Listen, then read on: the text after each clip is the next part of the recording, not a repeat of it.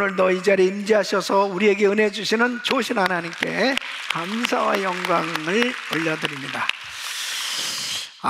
2022년 이 12월 이제 한 해를 보내고 새해를 맞이하는 이 마지막 달입니다.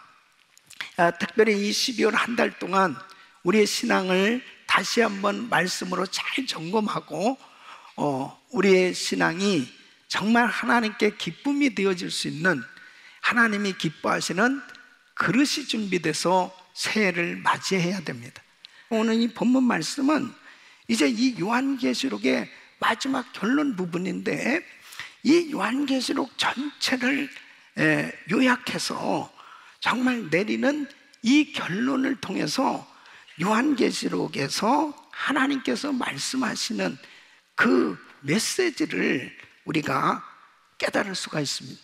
특별히 오늘 이 말씀을 들으시는 우리 성도님들이 정말 이 혼돈의 시대에 어떻게 살아가야 될까, 또 이런 일들을 어떻게 해석해야 될까 답답해하고 힘든, 또 그 다음에 이러한 말씀을 어떻게 이해해야 될까 여러 가지 혼란스러운 그런 상황 가운데 있다면 하나님의 말씀을 통해서 들려주시는 하나님의 음성, 그리고 이 말씀을 통해서 해답을 얻으시고 승리하시길 예수 이름으로 축원합니다. 특별히 이 요한계시록을 통해서 하나님은 말세에 주님께서 주시는 이 메시지가 있단 말이에요. 이 말씀을 잘 들으시고 정말 이 요한계시록을 바로 이해해야 여러분 말세를 살아가는 우리들이 이단에게 미혹당하지 않고 자신의 신앙을 지킬 뿐 아니라 건강하고 또 하나님이 기뻐하시는 하나님의 뜻을 이루어드릴 수 있는 이런 신앙생활이 될 수 있는 거죠. 그래서 오늘 이 말씀을 들으시면서 정말 주님이 주시는 이 메시지, 주님의 그 뜻을 발견할 수 있는 그런 은혜가 있기를 예수 이름으로 축원합니다. 그 첫째는 요한계시록의 계시는 신실하고 참되다 하는 것입니다. 여러분 이 6절 말씀을 보면 이 말은 신실하고 참된지라 그랬습니다. 이 말은 뭐예요? 요한계시록에 기록된 모든 말씀을 의미하는 거예요. 그러니까 요한계시록의 이 말씀은 모두가 참되고 신실한 하나님의 말씀이라는 거죠. 그래서 이 사도 요한은 그가 기록한 이 계시의 말씀은 참되다, 이것은 진실된 것이다 라고 증거하고 있습니다.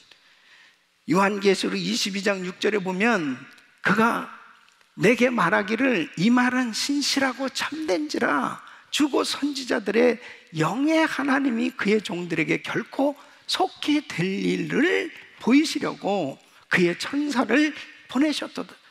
그래서 이렇게 사도 요한이 계시를 받은 것, 이 말씀은 이것은 참된 말씀이라고 증거를 하고 있습니다.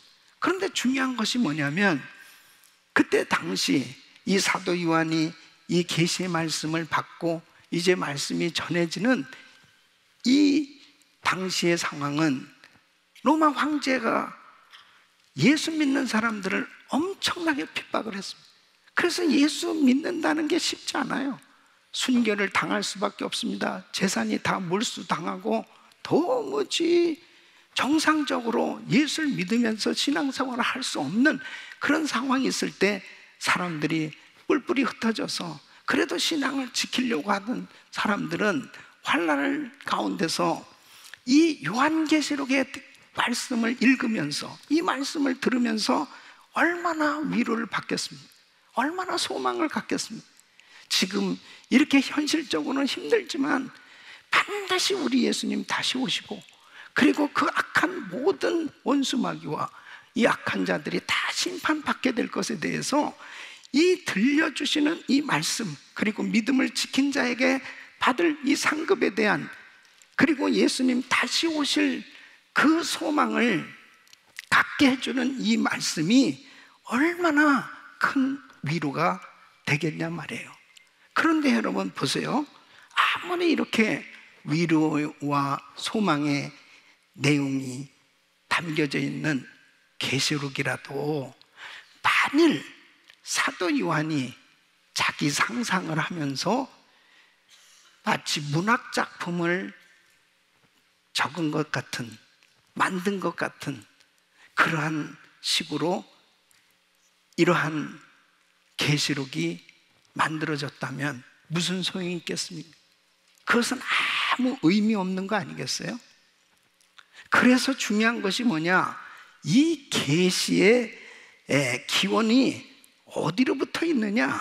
이 계시를 정말 누구로부터 받았느냐가 중요한 거예요. 그래서 계시록 1장 1절에 보면 예수 그리스도의 계시라 이렇게 못 받고 있습니다. 요한의 말씀이 아니에요. 바로 이 계시의 기원은 요한이 아니고 예수 그리스도인 줄로 믿습니다. 바로 주님의 계시라는 거예요. 주님이 바로 그에게 주사, 하나님이 그에게 주사, 반드시 속히 될 일을 그 종들에게 보이시려고 그 천사를 그 종 요한에게 보내어 지시하신 것이라 그랬습니다. 그러므로 이 요한계시록을 시작하는 순간부터 모든 내용들이 바로 주님의 말씀이라고 분명히 증거하고 있습니다. 그러므로 이 요한계시록은 우리 주님께서 이 신적 권위가 있음을 증거하고 있습니다. 계시록 22장 16절에 보면 나 예수는 교회들을 위하여 내 사자를 보내어 이것들을 너에게 증거하게 하였노라. 나는 다윗의 뿌리요 자손이니 곧 광명한 새벽별이라 하시더라. 그러니까 이 다윗의 뿌리는 유대인들이 갈망하던 그 메시아를 의미하는 거예요. 그러니까 광명한 새벽별, 예수님은 구약의 예언대로 다윗의 뿌리로 이 땅에 오신 것입니다. 그래서 우리 예수님께서 이렇게 구약에 예언된 대로 이 땅에 오시게 된 겁니다. 그래 예수님의 제자들이 예수님의 이 죽으심과 부활을 경험하고 그들은 정말 모두 이 약속의 말씀을 가지고 전 세계에 나가서 복음을 전하게 됩니다. 그러면서 제자들이 이 복음을 전하다 다 순교하게 되었습니다. 그럼 여러분 한번 생각해 보세요. 거짓말을 가지고 자기의 목숨을 바칠 사람이 누가 있겠습니까? 이 말씀은 진리이기 때문에 그들은 분명히 예수님의 죽으심과 부활을 목격했고, 그리고 사도 요한이 이 받은 이 계시가 하나님의 말씀이라고 하는 사실을 확신했기 때문에 그들은 담대하게 죽기까지 이 복음을 전한 줄로 믿습니다. 그래서 사도 요한이 남긴 이 계시록은 하나님 아버지, 성자 예수님, 거룩하신 성령님께서 친히 보내신 계시다 하는 것을 분명히 말씀하고 있습니다. 사랑하는 성도 여러분, 우리가 이 계시록을 읽고 공부하면서 정말 이 말씀이 신실하고 참되신 하나님의 말씀임을 확신하면서 믿음으로 말씀을 받아들이는 것하고 그렇지 못한 자세로 받는 것은 전혀 차이가, 어마어마한 차이가 나는 것입니다. 하나님의 약속의 말씀 그대로 모든 것이 이루어질 것을 믿으시기 바랍니다. 그래서 우리는 이 약속의 말씀이 정말 참된 말씀이다 하는 거예요. 두 번째는 반드시 속히 될 일들이다. 한번 따라하겠습니다. 반드시 속히 될 일들이다. 자, 6절 말씀을 보면은, 자, 요한계시록의 말씀에 주 곧 선지자들의 영의 하나님이 그의 종들에게 결코 속히 될 일을 보이시려고. 그러니까 계시록의 말씀은 반드시 이루어질 말씀인데 속히 이루어질 말씀이라는 겁니다. 그래서 주님께서 이 제자들에게 이 말세에 대해서 말씀을 하실 때 계속 반복해서 여러 번 하신 말씀 뭐냐면 주님께서 오시겠다는 거예요. 다시 오시겠다는 것이, 이 말씀을 통해서 약속하시는 걸 볼 수 있습니다. 이 마태복음 25장 31절 말씀 보면 인자가 자기 영광으로 모든 천사와 함께 올 때에 자기 영광의 보좌에 앉으리니, 마가복음 13장 35절에 보면 그러므로 깨어있으라, 집주인이 언제 올는지, 혹 저물 때일는지 밤중일는지 닭올 때일는지 새벽일는지 너희가 알지 못하면. 또 누가복음 12장 40절 말씀 보면 이러므로 너희도 예비하고 있으라, 생각지 않은 때에 인자가 오리라 그랬습니다. 그래서 요한복음 14장 3절에 보면 가서 너희를 위하여 처소를 예비하면 내가 다시 와서 너희를 내게로 영접하여 나 있는 곳에 너희도 있게 하리라. 우리 예수님은 반드시 다시 오십니다. 만일 주님이 재림하시지 않는다면 주님은 그 약속을 어기는 거예요. 만일 예수님이 이렇게 계속해서 반복해서 분명히 약속하셨다면 내가 다시 오겠다, 이것을 수많은 구약 선지자를 통해서도 예언하게 했습니다. 에스겔, 에레미야, 다니엘, 수많은 선지자들이 메시아가 이 땅에 오셔서 통치하실 것에 대해서 말씀하셨는데, 분명하게 초림, 우리 예수님이 오시겠다고 하신 대로 이 땅에 오신 예수님은 부활하시고 승천하셨고, 그리고 승천하시면서 다시 오시겠다고 또 누차임을 쳐서 약속하신 그 말씀 그대로 우리 주님은 다시 오실 줄로 믿습니다. 그런데 기독교 2000년 역사를 보면은 예수님께서 다시 오시겠다고 이렇게 말씀하시는데 속히 오시겠다고 말씀하셨단 말이에요. 그럼에도 불구하고 지금까지 예수님이 오시지 않으니까 여기에 틈이 생긴 거예요. 아, 진짜 오시는 거야? 왜 안 오시니까? 그러니까 거짓 선지자들 통해서 이제 이렇게 미혹시킵니다. 아이고, 오시긴 뭐가 오시느냐? 그래서 주님의 재림에 대해서 부정적인 생각을 심어주고, 그리고 세상적으로 살게 만드는 거예요. 또 한편에서는 예수님께서 언제 오실 것이다 라고 하는 날짜를 자꾸 기독교 2000년 역사에 보면 수없는 이단들이 그때그때마다 나오게 생겼습니다. 그러니까 여러분, 아무리 내가 환상을 보고 내가 소리를 듣고 별 무슨 소리를 들어도 하나님의 말씀이 아니면 버려야 돼요. 하나님의 말씀이 아니면 그것을 받아들이면 절대 안 되는 거예요. 그러나 우리가 하나님 말씀이면 내가 못 보았고 잘 알지 못해도 믿어야 되는 거예요. 그래서 이 약속의 말씀을 붙들고 살면 승리하게 되는 겁니다. 여러분, 베드로는 이렇게 이루어지지 않은 재림에 대해서 비웃는 사람들을 향해서 이렇게 말씀하고 있습니다. 베드로후서 3장 8절로 10절 보면 사랑하는 자들아, 주께는 하루가 천년 같고 천년이 하루 같은 이 한 가지를 잊지 말라. 주의 약속은 어떤 이에 더디다고 생각하는 것 같이 더딘 것이 아니라 오직 너희를 대하여 오래 참으사 아무도 멸망치 않고 다 회개하기에 이르기를 원하시느니라. 회개하기에 이르기를 원합니다. 그러니까 하나님의 시간은요, 천년이 하루 같고 하루가 천년 같은 거예요. 그런데 왜 주님이 이렇게 더디 오시느냐? 구원받기로 작정된 사람들, 그 수가 채워져야 되는 거예요. 하나님의 계획, 하나님의 그 뜻이, 이유가 있다니까요. 그러니까 로마서 11장 25절 말씀 보면 형제들아, 너희가 스스로 지혜 있다 함을 면키 위하여 이 비밀을 너희가 모르기를 내가 원치 아니하노니 이 비밀은 이방인의 충만한 수가 들어오기까지 이스라엘의 더러는 완악하게 된 것이라. 그러니까 이방인의 충만한 수, 구원받기로 작정된 그 수는 하나님만이 아시는 거예요.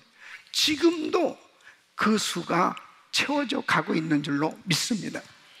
그러니까 구원받기로 작정된 그 수가 채워져야 이제 주님이 오신다면 정말 우리가 해야 될 일이 뭐겠어요?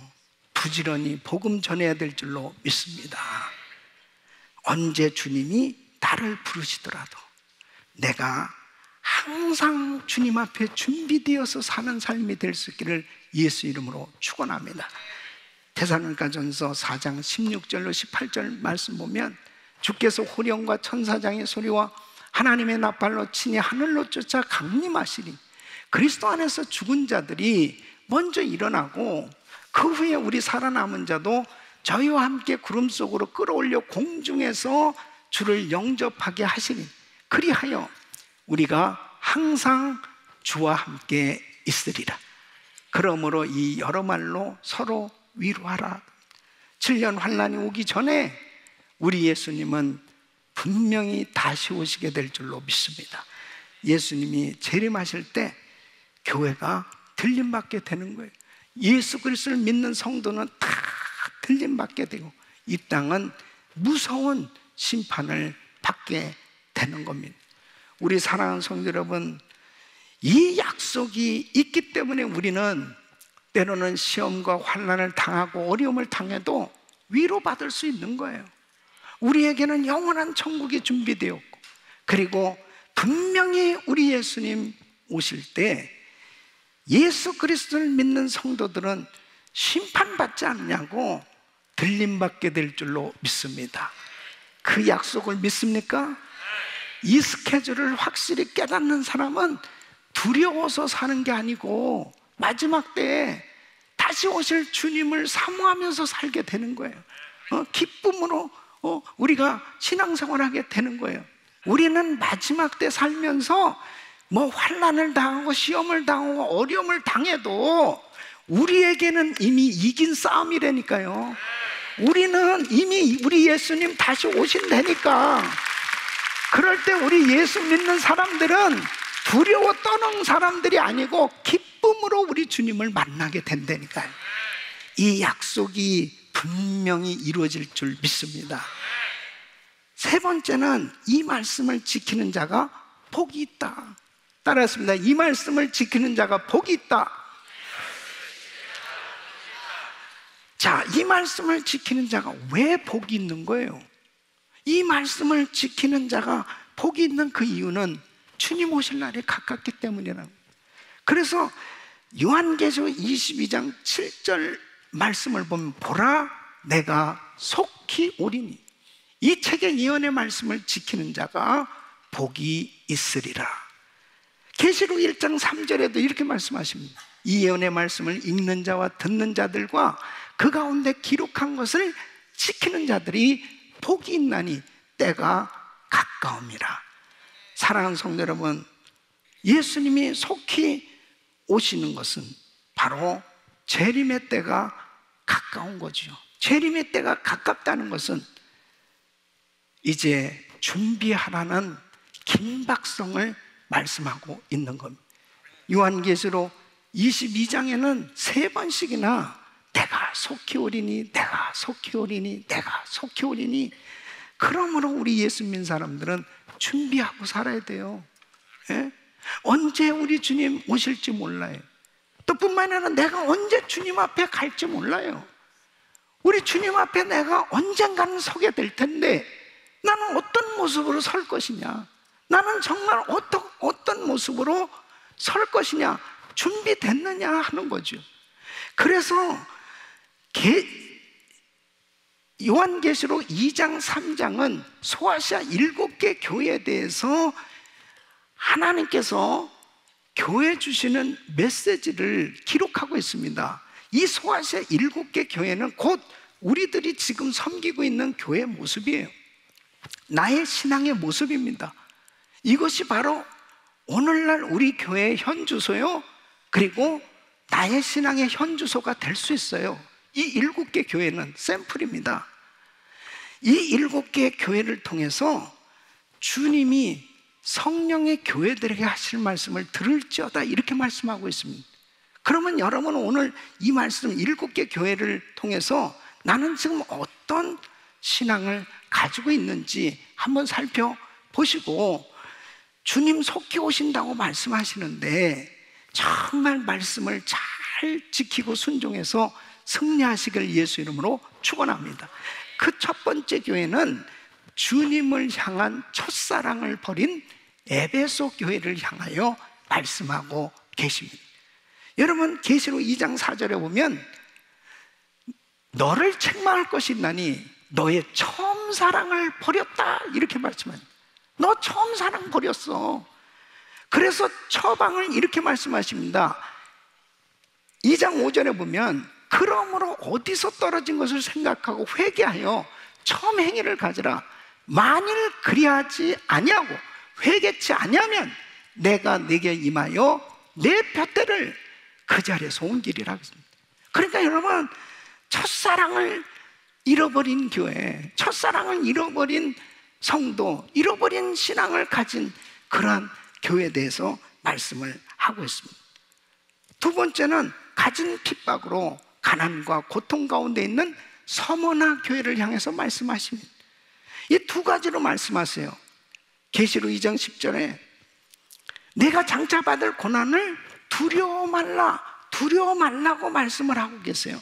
또 한 가지는 변절하지 말고 끝까지 충성할 것을 말씀하십니다. 이 계시록 2장 10절은 내가 죽도록 충성하라, 그리하면 내가 생명의 면류관을 내게 주리라. 사랑하는 성도는, 이 서머나 교인들은 환난과 핍박을 당하는 가운데서도 충성하는 교회였다는 것입니다. 세 번째는 발람과 니골라 당의 이단 교훈을 받아들여 타락해가는 버가모 교회를 향하여 말씀하시는 거예요. 그래서 계시록 2장 16절 보면 그러므로 회개하라, 그렇지 않냐면 내가 내게 속히 임하여 내 입에 검으로 그들과 싸우리라. 이단 사설을 받아들인 교회예요. 예? 오늘날도 역시 마찬가지입니다. 잘못된 이단 사설이 교회 안에 침투해 들어올 수 있어요. 이런 것들을 경계해야 되는 것입니다. 네 번째는 이세벨 같은 영적 음행과 우상 숭배가 있는 두아디라 교회를 향해서 말씀하시는 거예요. 계시록 2장 20절 21절 보면 그러나 내게 책망할 일이 있노라. 자칭 선지자라는 여자 이세벨을 내가 용납하면 그가 내 종들을 가르쳐 꿰어 행음하게 하고 우상의 재물을 먹게 하는도다. 또 내가 그에게 회개할 기회를 주었으되 그 음행을 회개하고자 아니하도다. 영적 음행, 행음, 영적 간음, 우상 숭배, 이런 것들이 교회 안에 침투해야 됩니다. 여러분, 요즘은 이 미국에서도 이 동성결혼 합법화 이후에 이제는 교단에서조차도 동성결혼을 받아들인 쪽과 받아들이지 않는 쪽이 지금 분쟁이 일어나고 있습니다. 그것을 동성결혼을 우리는 받아들일 수 없다 하면은 이런 건물을 다 놓고 나가야 되는 거예요.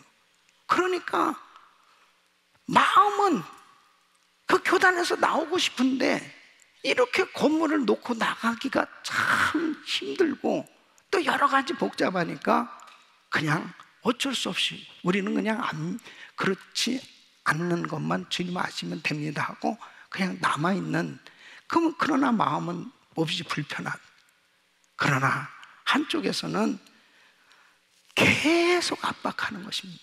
끊임없이 압박하는, 이게 교회 안에서 교계에서 이런 일이 일어나고 있는 거예요. 그런데 중요한 사실은 하나님이 불꽃 같은 눈동자로 다 보고 계신다는 사실이죠. 진리를 사수할 수 있기를 바랍니다. 다섯 번째는 영적으로 완전히 죽은 사대교회를 향하여 말씀하십니다. 계시록 3장 1절에 보면 사대교회 사자의 편지하라. 하나님의 7영과 7뼈를 가진 이가 가라사대 내가 내 행위를 아노니 내가 살았다 하는 이름은 가졌으나 죽은 자로다. 너 영적으로 죽었어. 죽었다는 거예요. 그래서 2절 3절에 보면 너는 일깨워 그 남은 바 죽게 된 것을 굳게 내가 내 하나님 앞에 내 행위에 온전한 것을 찾지 못하였노니 그러므로 네가 어떻게 받았으며 어떻게 들었는지 생각하고 지키어 회개하라. 만일 일깨지 아니하면 내가 도적같이 이르느니 어느 시에 내게 임할는지 내가 알죠. 그러니까 처음에는 참 은혜를 받았다는 거예요. 그러나 어느 날 영적으로 죽어버린 거예요. 예? 영적으로 다 죽어버려서 그냥 이름만 크리스찬이에요. 이름만 크리스찬. 지금 이 팬데믹이 길어지면서 이런 사람들이 너무너무 많습니다. 우리 성도들은 영적으로 성령 충만할 수 있기를 예수 이름으로 축원합니다. 여섯 번째는 적은 능력을 가지고도 충성한 빌라델피아 교회에게 주신 말씀입니다. 자, 계시록 3장 8절에 보면 내가 내 행위를 아노니 내가 적은 능력을 가지고도 내 말을 지키며 내 이름을 배반치 아니하리라.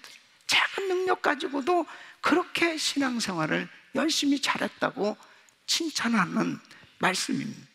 우리 성도님들은 이렇게 빌라델피아 교인들처럼 작은 능력을 가지고도 충성하고 믿음을 잘 지켜서 칭찬받기를 예수 이름으로 축원합니다. 일곱 번째는 물질적 부유함으로 게을러지고 영적으로 타락한 라오디게아 교회에게 주신 말씀입니다. 계시록 3장 15절 보면 내가 네 행위를 아노니 내가 차지도 아니하고 덥지도 아니한 내가 차든지 덥든지 하기를 원하는 미지근하면 내가 토하여 내치리라 그랬습니다. 그러니까 이 라오디게아 교회는 아니 너무 부유하단 말이에요. 물질적으로 부유한 것이 곧 영적인 부유처럼 착각할 수가 있어요. 그렇지 않습니다, 여러분. 그래서 바로 신앙생활은 성령 충만함 받고 영적인 부유함이 있는 신앙생활이 돼야 되는 줄로 믿습니다. 우리 귀한 성도님들, 이렇게 주님은 나의 신앙에 대해서 불꽃 같은 눈동자로 지켜보고 계시고 바로 나는 어떻게 신앙생활을 하고 있는지 정말 주님이 칭찬하실 수 있는 그런 신앙생활인지 아니면 책망하시는 그런 자리에 있는지 우리가 주님 오실 날 가까운 이때에 다시 한번 나의 신앙을 잘 점검해. 우리 교회는 어떤 교회가 돼야 될까? 우리 성도들의 신앙은 어떤 신앙이 돼야 될까? 우리 하나님이 참으로 기뻐하실 수 있는 하나님의 은혜가 충만한 영적으로 부유하고 우리 주님 오실 때 주님의 기쁨이 되어지는 기쁨으로 주님을 만날 수 있는 이런 신앙이 될 수 있기를 예수 이름으로 축원합니다. 마태복음 25장 13절에는 그런즉 깨어있으라 너희는 그날과 그 시를 알지 못하는. 우리 예수님 이제 곧 오실 텐데 마태복음 25장에 지혜로운 다섯 처녀처럼 기름병을 준비하고 그리고 하나님의 기름 부으심을 받은 영적으로 건강하고 성령 충만한 말씀으로 충만한 성도들로 세워져서 우리 주님을 기쁨으로 만날 수 있는 이런 은혜가 있기를 예수 이름으로 축원합니다. 계시록의 말씀은 신실하고 참된 말씀이요 계시록의 말씀은 반드시 속해 될 일이요 계시록의 말씀을 지키는 자가 복이 있음을 아시고 정말 우리 성도님들이 말씀을 순종해서 이기는 자들이 되시기를 예수 이름으로 축원합니다.